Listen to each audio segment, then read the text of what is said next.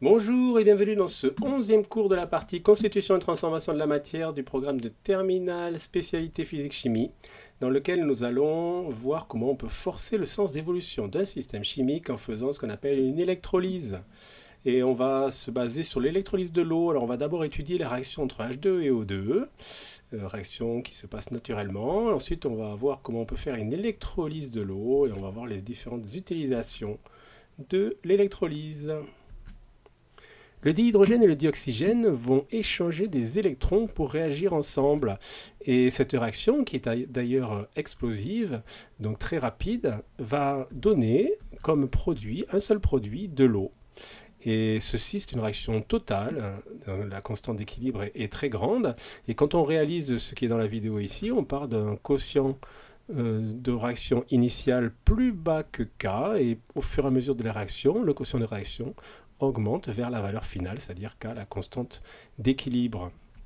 C'est exactement la même réaction qui se passe dans les piles à combustible. La seule différence, c'est que là, le dihydrogène et le dioxygène ne sont pas en contact et font leurs échanges par l'intermédiaire d'un fil électrique et d'une membrane. Une électrolyse, c'est le fait de forcer un courant électrique à passer dans un système chimique. Alors le système chimique qu'on étudie ici, dans lequel va passer l'électricité, c'est de l'eau. Donc en fait, c'est le produit de ce qu'on a étudié précédemment. Qu'est-ce qui se passe si on fait ça? Eh bien, le courant électrique, ce sont des électrons, et donc on va amener des électrons à une électrode et prendre des électrons à une autre électrode. Donc il va falloir qu'il y ait des réactions chimiques qui donnent ou qui prennent des électrons à chaque électrode. Si on fait ceci avec de l'eau, on va voir apparaître des bulles. Donc il y a des gaz qui sont dégagés. Ces gaz, on peut les capturer et les identifier. D'un côté, on va avoir du dihydrogène et de l'autre côté, on va avoir du dioxygène. Donc qu'est-ce qui s'est passé? Du côté de cette électrode-là, où le dioxygène s'est fabriqué, en fait, c'est de l'eau qui s'est oxydée en dioxygène. C'est une réaction d'oxydoréduction. Suivant cette demi-réaction qu'on connaît bien, on a ici une oxydation. Donc cette électrode, on va l'appeler l'anode. Le côté où il y a l'oxydation, on appelle ça toujours l'anode. De l'autre côté, c'est la forme acide de l'eau, donc H+, qui s'est réduit en H2, suivant cette demi-équation-là. Et donc on a une réduction, et donc cette électrode ici s'appelle la cathode. Le bilan final de tout ceci, si on additionne les deux demi-équations, il faut multiplier par 2, une des deux pour avoir le bon nombre d'électrons, eh bien c'est de l'eau qui s'est transformée en O2 plus H2. En fait, vous vous rendez compte que c'est la réaction inverse de ce qu'on a fait dans la partie 1. En fait, en faisant cette électrolyse, on a forcé l'évolution du système. On avait un système qui était à l'équilibre au début, c'est-à-dire que son QR initial valait la valeur d'équilibre, et donc là, on l'a déséquilibré, c'est-à-dire qu'on a fait quelque chose qui ne se serait pas produit naturellement, et au final, le QR final, il ne vaut pas la valeur de K. On s'est éloigné de la valeur de K. Donc quand on fait une électrolyse, on part d'un système à l'équilibre, et on le force à évoluer par le passage du courant. Petit exemple de question qu'on peut se poser, quels sont les volumes de gaz qui vont être fabriqués si on a une intensité donnée pendant un temps donné? Alors pour ça, il faut revenir à la définition de l'intensité. Si on connaît l'intensité, le temps, on connaît la charge qui a été échangée en coulombs, donc on peut calculer ça, c'est assez facile, 150 coulombs. Et ces 150 coulombs, ils correspondent à un certain nombre d'électrons. C'est facile d'en déduire combien d'électrons ça correspond. C'est le nombre de moles d'électrons fois le nombre d'Avogadro fois la charge d'un électron. On peut en déduire donc la quantité de matière d'électrons. Ici, ça fera 1,56 10-3 moles d'électrons. Quand on connaît la quantité d'électrons qui a été échangée, on peut en déduire la quantité de produits fabriqués. Pour 2 électrons échangés, on a un H2 qui est fabriqué. Donc la quantité de H2 qui est fabriquée, c'est la quantité d'électrons échangés divisé par 2. Pour les dioxygènes, on fait pareil. Vous voyez que pour 4 électrons qui sont échangés, il y a un seul dioxygène qui est fabriqué. Donc la quantité de dioxygène qui est fabriquée, c'est la quantité d'électrons divisé par 4.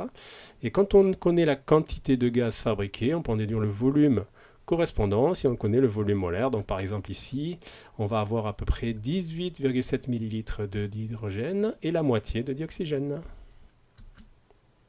Ces électrolyses, elles sont souvent utilisées pour faire des dépôts métalliques. Alors comment ça fonctionne? C'est pas très compliqué. Regardez ici, on a une anode Donc l'endroit où ça va s'oxyder, hein, c'est-à-dire que là on a une anode en argent qui va s'oxyder en Ag+, donc petit à petit cette anode elle va disparaître, se transformer en Ag+, et ces ions Ag+, ils vont se réduire de l'autre côté, c'est-à-dire à la cathode, et se transformer en argent, et la cathode est constituée d'un métal qu'on veut recouvrir d'argent. Donc au bilan, en fait, le bilan final d'un côté c'est Ag qui se transforme en Ag+, et de l'autre côté c'est Ag+, qui se transforme en Ag. Donc le bilan final il n'est pas très intéressant, il est nul en fait. Hein. Sauf que l'argent en fait, il est passé de l'anode à la cathode. Et donc on va recouvrir ce qui nous intéresse d'une fine couche d'argent. Évidemment ça marche avec autre chose que de l'argent, hein. N'importe quel métal peut être déposé de cette façon par électrolyse. On peut stocker l'énergie grâce à l'électrolyse de l'eau. Imaginez qu'on utilise des panneaux solaires pour réaliser l'électrolyse de l'eau, et donc fabriquer à partir de l'eau du dioxygène et du dihydrogène. Donc on est parti d'un système à l'équilibre et on l'a déséquilibré. Et cette fois-ci, à partir de ce dihydrogène et ce dioxygène, on fait une réaction naturelle, donc le retour à l'équilibre, par exemple dans une pile à combustible. L'énergie solaire a été transformée en énergie électrique et cette énergie électrique a été stockée, transformée en énergie chimique. On peut garder les gaz comme ceci si on veut un certain temps, donc faire du stock. Hein. Et cette énergie chimique, ensuite, on peut la retransformer en énergie électrique. C'est exactement ce qui se passe quand vous chargez votre batterie, sauf que cette fois-ci, ce n'est pas de l'électrolyse de l'eau, hein. C'est une électrolyse qui se passe à l'intérieur de votre batterie. Et donc, en fait, vous partez d'une batterie déchargée que vous allez charger donc, grâce à l'électricité, une électrolyse. Et donc, vous allez changer le système chimique, le déséquilibrer. Et ensuite, une fois qu'il a été déséquilibré, ce système chimique, il va revenir à l'équilibre, donc en se déchargeant et en fournissant de l'énergie électrique. Et ça, vous pouvez le faire un certain nombre de fois. Dans une voiture, c'est exactement la même chose. La batterie va se charger grâce à l'alternateur et ensuite elle se déchargera quand on en a besoin, par exemple au démarrage de la voiture.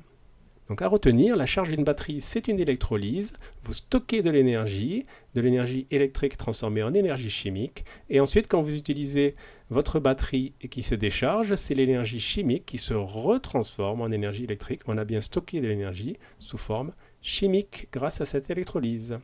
Voilà, ce cours se termine. J'espère que vous avez tout compris. À bientôt.